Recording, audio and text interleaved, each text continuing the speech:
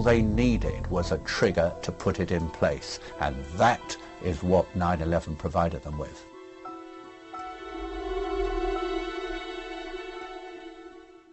They only think in terms of power.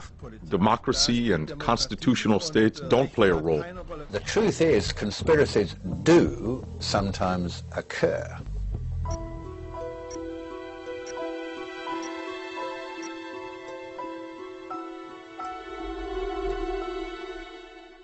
I can only say, the official story is so inadequate and far-fetched that there must be a different one.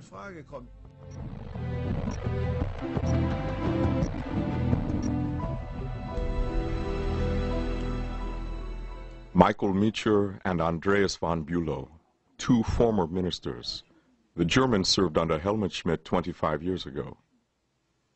More recently, the Brit was a minister in Blair's war government. These two experienced politicians have grave doubts about what the Americans call the war on terrorism. More importantly, they think there's a lot more behind September 11th than we're allowed to know. You have to consider what happened before 9/11, at 9/11, and afterwards. And I think a much better explanation than the war on terror, which I think is bogus, is given by the Project for the New America Century document. That was written in September 2000, just before or in the course of the US presidential election, which brought George Bush to power. It was written by a neoconservative think tank.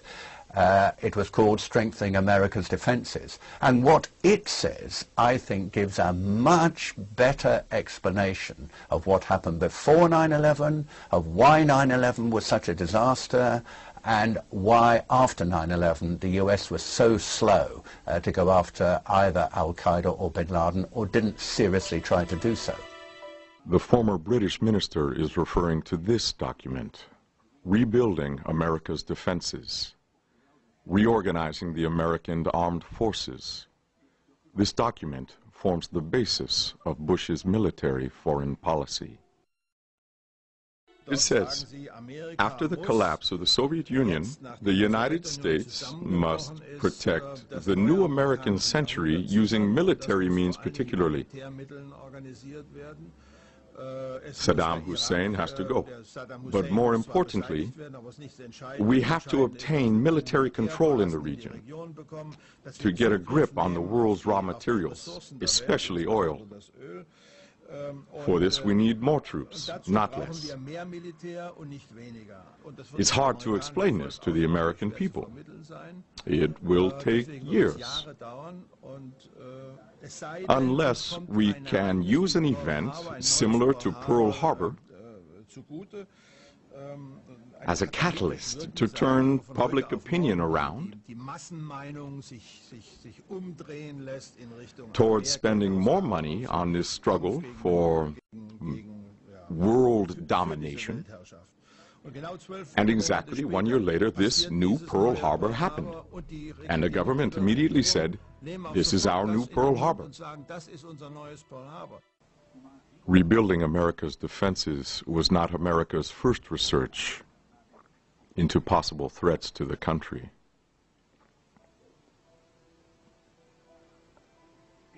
In 1997, Jimmy Carter's security advisor, Zbigniew Brzezinski, was worried about the lack of American control in Central Asia and the Middle East.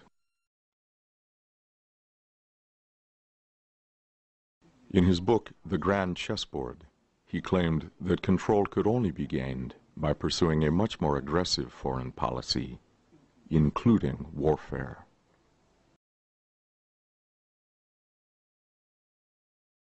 At the same time, Brzezinski realized the Americans didn't really want a war. He claimed this attitude was only likely to change after a complete disruption. My wife was in the kitchen and called out, "Something terrible has happened." I saw it, and my first reaction was, Who has anything to gain by this? Initially, I simply followed what was happening.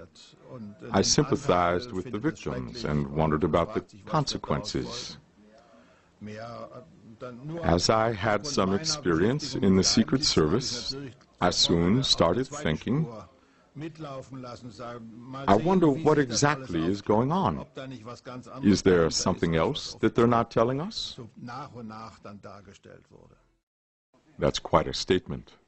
But the fact remains Brzezinski's total disruption happened on September 11th, enabling Bush to pursue an aggressive foreign policy.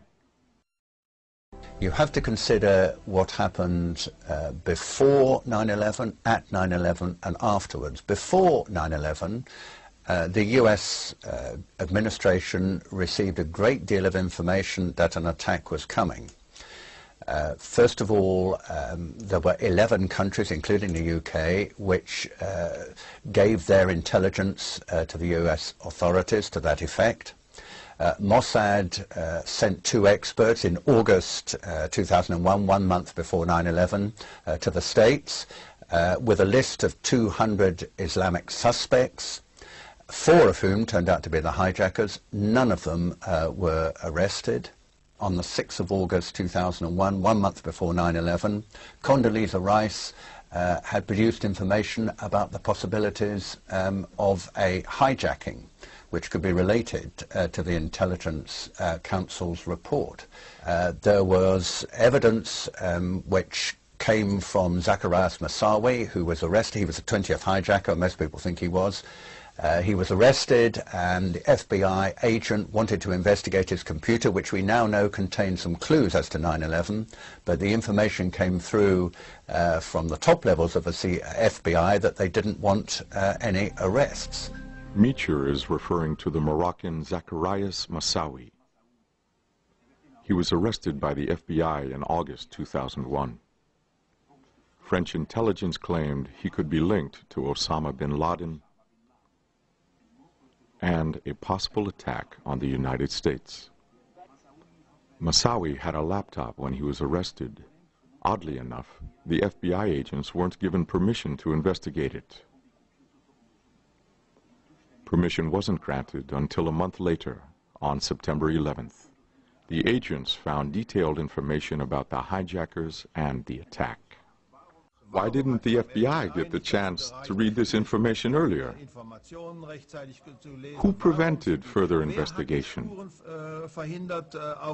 Who prevented the investigation in Paris? Several desperate CIA and FBI agents protested to the bosses. The fact that FBI agents did warn people became clear in this document. Written July 10th, 2001, the report was by an FBI branch in Phoenix. The contents were clear and alarming. Arabian men were being trained at flying schools and shooting ranges. The Phoenix FBI agents advised, "The Phoenix agency insists on investigating these schools and these types of students, and to infiltrate." This warning was disregarded only 2 months before the attack. Or so it seemed.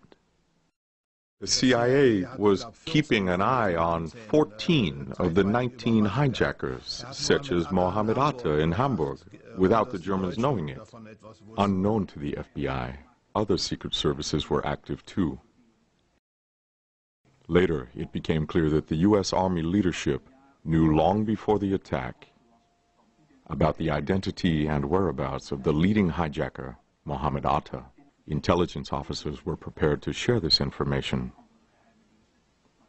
but the Ministry of Defense put a stop to that.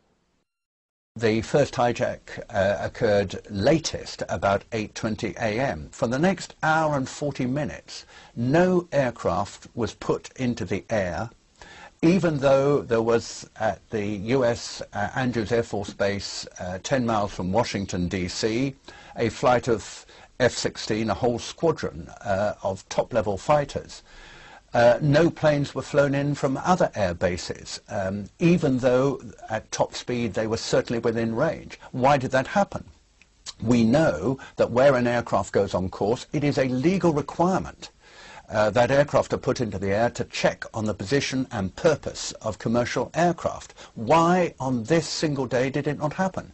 In the previous 9 months it had happened 67 times. It was a routine procedure. Why did this not happen on that very important day? That question has never been answered. To summarize, 11 countries warned about an attack on the United States. The CIA received a list with 200 suspects before September 11th. Security advisor Condoleezza Rice warned the president about a hijacking. The United States government ignored warnings by several FBI agents. Mohammed Atta had been identified as a leader of an al-Qaeda cell in 2000. Defense did not give out that information. After the hijacking, it took 100 minutes for the first fighter jets to take off. Remarkable facts. Had the independent investigators of the September 11th attacks nodded off? It was a 580-page avoidance of any serious explanation. If you look at it, and of course I have, only the first chapter goes into looking at what actually happened at 9/11 and leading up to it. All the rest, which is far and away the great majority of the report, is not actually about 9/11 as such at all, but it is about the kind of alternative arrangements or preparations that America needs to make in future to avoid it happening again. And indeed, there is one statement it makes which I think sums up the whole report. It is widely known and believed that Lieutenant Mahmoud Ahmed, who was the head of Pakistan's Inter-Services Intelligence, the ISI, asked a known Islamic militant called Omar Saeed Sheikh to wire $100,000 to Mohammed Atta, the leading hijacker, in the period leading up to 9/11. That has since been confirmed by the FBI. What the report, the official investigatory report, says is that the US has never been able to find the sources of financing for 9/11. And then they say this: that, after all, is a matter of no great importance. I find that astonishing. It is a matter of absolutely central importance. So there was a very great deal of evidence, and it seems to me extraordinary that the United States, with its stupendous military capabilities and the most technologically advanced country in the world, completely and totally failed to follow up these leads. I think that 9/11 provided the trigger to enable the US administration under George Bush to put in place a geopolitical strategy to seek American control. They made sacrifices. Most likely, it's an operation in psychological warfare.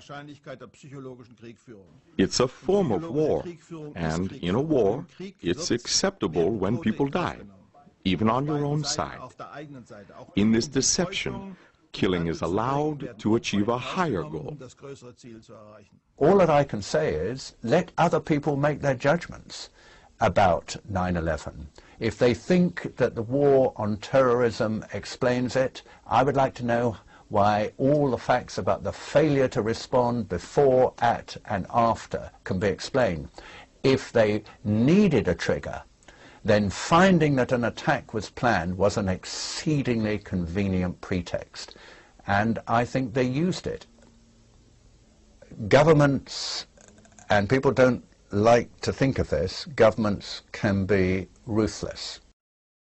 They only think in terms of power. Democracy and constitutional states don't play a role. That's the philosophy behind it, which unfortunately is shared in the United States by both parties. People with moral objections don't stand a chance. The truth is, conspiracies do sometimes occur. In history, there's no doubt about that. When you look at that evidence, it is so compelling, so comprehensive, that it is very difficult, in my view, to come to a different conclusion from the one that I do. What was the September 11th attack other than an attack?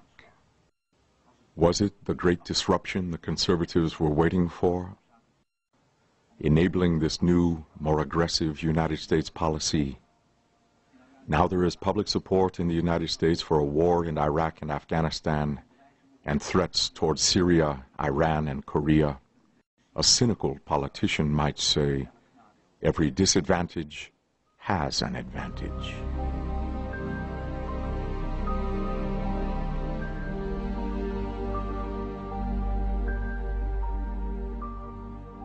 They are facts. They're uncomfortable facts. They're shocking facts. Deeply, deeply shocking. But you have to face up to them because they have actually happened. And they demand an explanation which is the most cogent, the most compelling, the most plausible to fit those facts. We do need to know the truth. We do need to know the truth.